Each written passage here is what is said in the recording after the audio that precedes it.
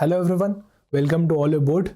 In this video, we are going to learn about a lot of finance related current affairs. Let's start the discussion. IMF chief sees steady world growth in 2025, continuing the disinflation. Recently हमने एक video देखा था, right? Disinflation क्या होता है, inflation क्या होता है, right? बहुत सारे उसमें concepts हमने देखे थे, deflation क्या होता है, और जिन्होंने नहीं देखा था प्लीज वापस वॉच कर लेना. The International Monetary Fund anticipates a steady global economic growth accompanied by continuing disinflation in 2025. IMF यहाँ पे continuation देख रहा है disinflation का. If we talk about the key insights, then if we United States की अगर बात करें तो economic performance, so US economy is performing quite a better nowadays than the expected. Policy uncertainty है थोड़ी यहाँ पे, uncertainty surrounding the trade policies of the incoming administration are contributing to the global economic headwinds and influence long-term interest rate. Policy को लेकर थोड़ी uncertainty है definitely, क्योंकि एक स्ट्रैटेजिक चेंज होने वाला है, आप सभी लोग जानते हैं. If you talk about monetary policy, inflation, with inflation nearing the US Federal Reserve target, US Federal Reserve के टारगेट के पास में, the Fed may adopt a cautious approach. एक कॉशियस अप्रोच यहां पे अडॉप्ट की जा सकती है before implementing further interest rate adjustments. Interest rate overall, the interest rate are projected to remain somewhat higher for some time. कुछ time तक अभी और हायर देख सकते हो सकता है, और इंटरेस्ट रेट कट्स अभी ना हो. Regional outlook, if we talk about European Union, then growth may experience a slowdown. India, the expansion is expected to decelerate. In Brazil, the inflation concerns is still persisting. The IMF is scheduled to release the updated World Economic Outlook. उसके अंदर और detailed projections और analysis हमको देखने को मिलेंगे. अच्छा, जिनको नहीं पता डिसइन्फ्लेशन क्या होता है, तो यहाँ पे इन्फ्लेशन, डिसइन्फ्लेशन, डिफ्लेशन, रिफ्लेशन, सारी टर्मिनोलॉजीज बड़ी अच्छे मैनर में कवर की गई है. आप ये वीडियो देख सकते हो हमारे यूट्यूब चैनल पे. Okay, and let me ask you a question, which of the following describes deflation.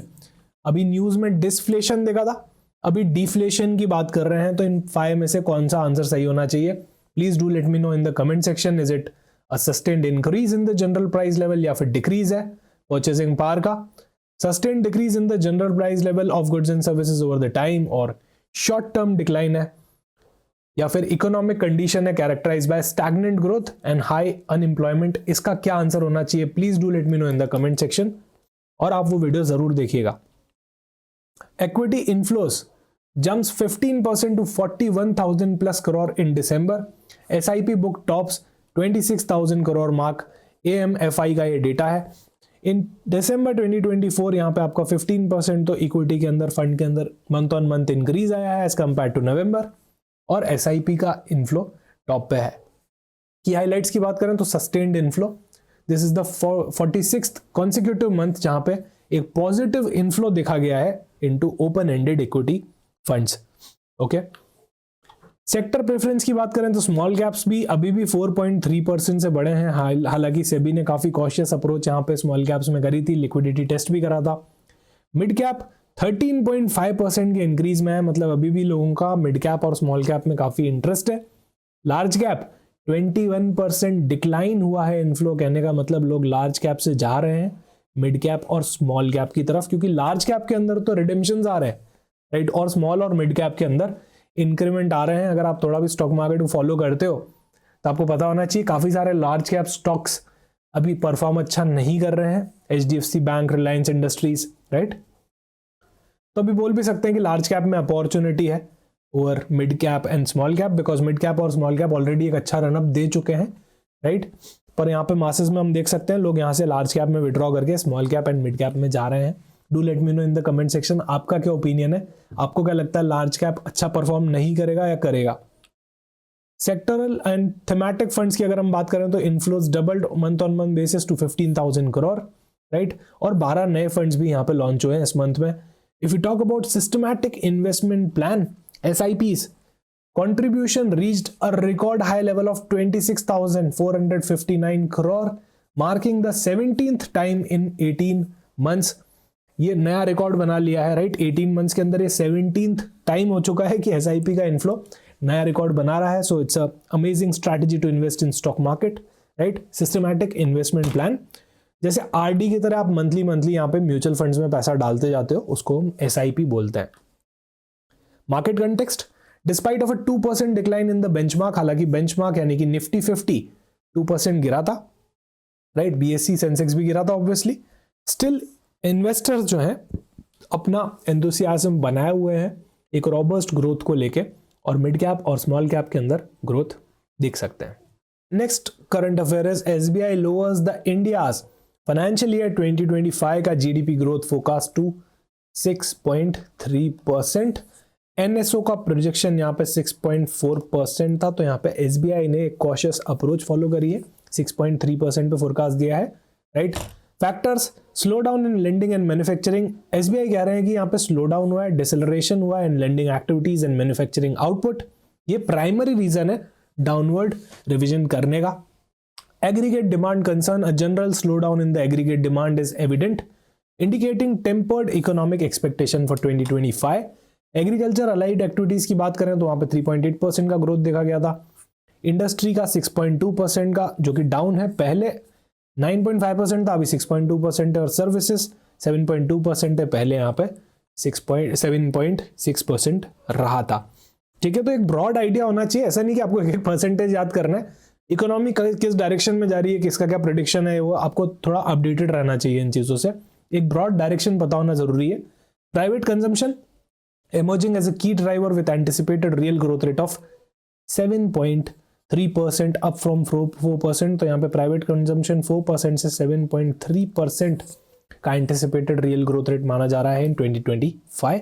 Investment growth ये थोड़ा स्लो हो चुका है, पहले 9 था, अब 6.4 हो चुका है, राइट. तो हम देख सकते हैं यहाँ पे प्राइवेट कंजम्पशन के अंदर काफी बड़ा एक एंटिसिपेटेड ग्रोथ आ रहा है.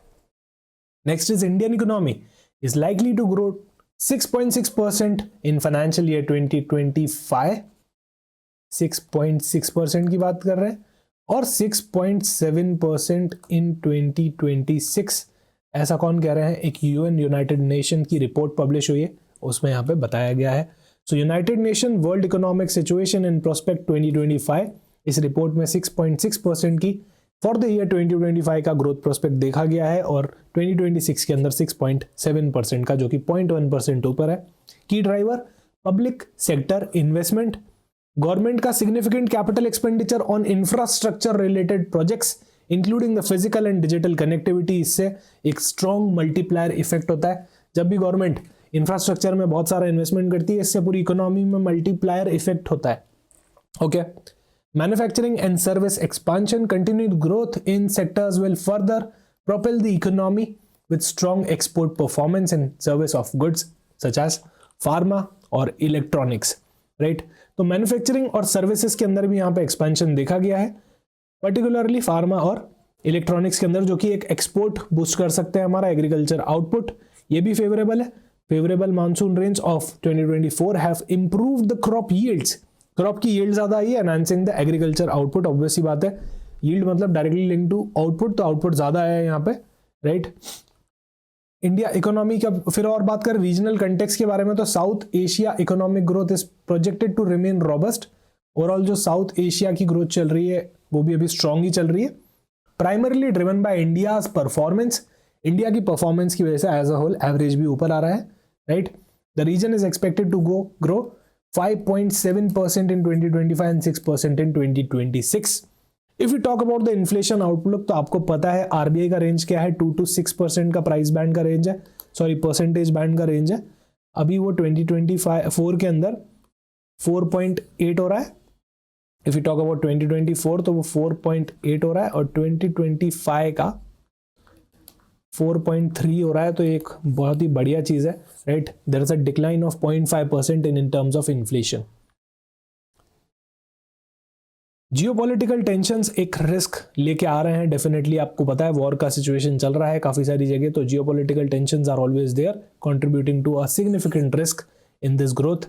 एक्सटर्नल डिमांड डिसेलरेशन, जो ग्लोबल डिमांड है वो थोड़ी कम हो रही है, राइट. तो एक्सपोर्ट्स को यहाँ पे थोड़ा सा हिट मिला है. Debt challenges and social unrest. Ongoing debt issues and potential social unrest poses an additional risk, and climate hazard भी यहाँ पे प्रॉब्लम क्रिएट कर सकते हैं. Next is government may give 35,000 crore LPG subsidy to IOC, BPCL and HPCL। तो इन तीनों को 35,000 करोड़ का LPG सब्सिडी मिल सकता है गवर्नमेंट से। ओके,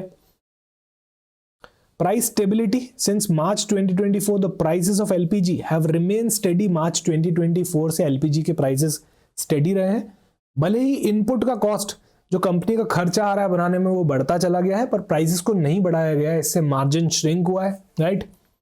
अंडर रिकवरी के अंदर इसका कंट्रीब्यूशन है। Price freeze has led to under recoveries with industry estimating the total loss approximately 40,500 crore. तो इससे इंडस्ट्री को 40,500 करोड़ का लॉस हुआ है। गवर्नमेंट यहाँ पे 35,000 का सब्सिडी इन्फ्यूजन करने की बात कर रही है, सब्सिडी इन्फ्यूजन का बात चल रहा है। सब्सिडी एलोकेशन तो 35,000 करोड़ दो फाइनेंशियल ईयर के अंदर डिवाइडेड है। पहले 24-25 की बात करें तो 10,000 करोड़ और बचा हुआ 25,000 करोड़ 25-26 के अंदर इन्फ्यूज किया जाएगा। ओके, ये अपकमिंग यूनियन बजट के अंदर अनाउंस हो जाएगा। इसके बाद पर सिलेंडर लॉस की बात करें तो यहाँ पर 240 पर सिलेंडर लॉस है। जो 14.2 kg का सिलेंडर होता है उसके ऊपर 240 का यहाँ पे अंडर रिकवरी देखा गया है, इसी वजह से ये सब्सिडी दिया जा रहा है। Previous compensation, earlier the government compensated this company with 22,000 crore, अभी यहाँ पे 35,000 करोड़ का आप इनफ्लो देख सकते हैं। क्योंकि पहले भी अंडर रिकवरी हुई थी, इसलिए government use to frequently give a kind of subsidy इन कंपनीज को to compensate for the under recovery. अगला e-way bill surge in December, second highest in 2 years। आप सभी को पता है ई-वे बिल क्या होता है, इलेक्ट्रॉनिक बिल क्या होता है, राइट। तो जीएसटी के अंदर ऐसा कहा गया है कि जब भी आपको ट्रांसपोर्टेशन करना है, मूवमेंट करना है गुड्स का, राइट, एक सर्टेन लिमिट होती है। आप मुझे डेफिनेटली कमेंट सेक्शन में बताइएगा, do your own research and tell me what is that certain limit, जहां पे अगर आप एक गुड्स का मूवमेंट कर रहे हैं तो आपको ई-वे बिल बनाना कंपलसरी हो जाता है। ओके, तो ई-वे बिल का यहाँ पे काफी सारा सर्च देखा गया है। अभी recently 8.8 crore e-way bill generate हुए हैं दिसंबर 2024 के अंदर, जो बना देता है इसको second highest monthly total in 2 years। If you talk about key highlights, then month on month growth, December figures represent a 9.3% increase in November 2024, indicating a significant uptick in the economic activity। Year on year की growth की बात करें तो वो भी 7.4% है। और total e-way bill यहाँ पे आप देख सकते हो through out 2024 96.6 crore e-way bill generate हो चुके हैं, जो कि एक बहुत ही बड़ा फिगर है। If you talk about implication, then surge in the e-way bill is a positive indicator of the economic recovery and growth। जितने ई-वे बिल्स बनेंगे ऑब्वियसली बात है उतना ट्रांसपोर्टेशन हुआ है गुड्स का एक जगह से दूसरी जगह का, उतनी ज्यादा ट्रेडिंग हुई है, मैन्युफैक्चरिंग हुई है, डायरेक्ट एक इंडिकेटर है आपकी ग्रोथ का। Suggested increase demand and supply chain activity, this trend align with the other economic indicators pointing towards strengthening economy.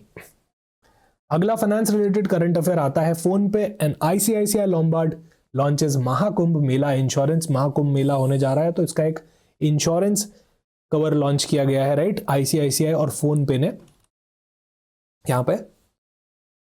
ये स्पेशलाइज्ड इंश्योरेंस प्लान है जो महाकुंभ मेला 2025 के लिए जो प्रयागराज यूपी के अंदर शेड्यूल्ड है from 13 January to 26 February. Insurance plan की डिटेल आप देख सकते हैं, 2 यहाँ पे वेरिएंट है, राइट, और दूसरे भी यहाँ पे इंश्योरेंस कवरेज है जैसे हॉस्पिटलाइजेशन का, पर्सनल एक्सीडेंट, ट्रिप कैंसिलेशन और मल्टीपल यहाँ पे टाइप के इंश्योरेंस है। ओके, सो ये लोन लॉन्च किया है यहाँ पे फोन पे ने और ICICI लॉम्बार्ड में। Centre releases tax devolution of 1.73 lakh crore to states। The Indian government released 1.73 lakh crore to state government, a significant increase from 89 के का अप्रोक्सीमेटली करोड़ का इनफ्लो था, पिछली बार आउटफ्लो था गवर्नमेंट का, राइट, टैक्स डिवोल्यूशन का। अभी 1.73 लाख करोड़ का हो चुका है, तो एक बहुत ही बड़ा इनफ्लो है यहाँ पे जो हम दिसंबर मंथ के अंदर देख सकते हैं। पर्पस क्या है, इकोनॉमिक स्टिमुलस का काम करेगा। The substantial allocation aims to boost the economy by enabling states to accelerate capital spending which has a multiplier effect। Again वही मल्टीप्लायर इफेक्ट की बात, जब भी आप इंफ्रास्ट्रक्चर पे और इकोनॉमी पे खर्चा करते हो तो उसका as a whole multiplier effect आता है। डेवलपमेंट एंड वेलफेयर एक्सपेंडिचर के लिए भी बात हुई थी। मेजर बेनिफिशियरी यहाँ पे यूपी स्टेट, उत्तराखंड और बिहार की बात करें, जिसके अंदर से यूपी स्टेट का 31,000 प्लस करोड़ का अलोकेशन यहाँ पे देखा गया है। इससे क्या होगा, एक तो इंफ्रास्ट्रक्चर डेवलप होगा, राइट, सोशल वेलफेयर इनिशिएटिव्स पे ध्यान लगाया जाएगा इन द रिस्पेक्टिव स्टेट्स, जो कि बहुत ही रिक्वायर्ड है। This strategic financial support underscores the central government commitment to fostering the economic growth. यहाँ पे सेंट्रल गवर्नमेंट यहाँ पे फोकस्ड एक अप्रोच लगा के कुछ स्टेट्स को उसमें इंफ्रास्ट्रक्चर और सोशल वेलफेयर क्रिएट करना चाह रही है। India target 100 billion food and beverages export, right, तो इंडिया ने क्या एम किया है, $100 बिलियन का combined export from food and beverages F&B activities से $100 बिलियन का यहाँ पे टारगेट लिया है। एग्रीकल्चर और मराइन प्रोडक्ट्स भी इसके अंदर डेफिनेटली इंक्लूडेड है with in the next 5 years। So union minister of commerce and industry mister Piyush Goyal highlighted this potential during this keynote addressing the Indus Food 2025 in new Delhi. की highlights की बात करें तो एनुअल ग्रोथ टारगेट तो 14 से 15% का यहाँ पे एनुअल ग्रोथ का टारगेट लिया गया है। करंट एक्सपोर्ट का परफॉर्मेंस कितना है, 53 बिलियन है, इसको $100 बिलियन पे ले जाने की बात की गई है। ओके, $100 बिलियन पे ले जाने की बात की है, ऑलमोस्ट डबल हो गया। If you talk about government initiatives then the minister praise the success of Indus Food 2025, right, and the role of APEDA जो कि है agriculture and processed food products export development authority and marine product export development authority, इन दोनों का contribution acknowledge किया गया। And if you talk about the focus area then emphasize was placed on large scale food processing. बड़े scale पे food processing करो, उससे economies of scale का बेनिफिट होता है, product branding and export orientation to benefit farmer and boost the employment. If you talk about global demand, then rising global demand for Indian food supported by the India's diverse agro-climate zones, right, और unique food items जो है like one district one product, ये सारी चीज़ें highlight की गई थी। तो एक बहुत ही बढ़िया मूव है, ऑलमोस्ट डबल का यहाँ पे टारगेट एम किया गया है। Thank you so much for watching this video. मिलते हैं किसी और वीडियो के अंदर।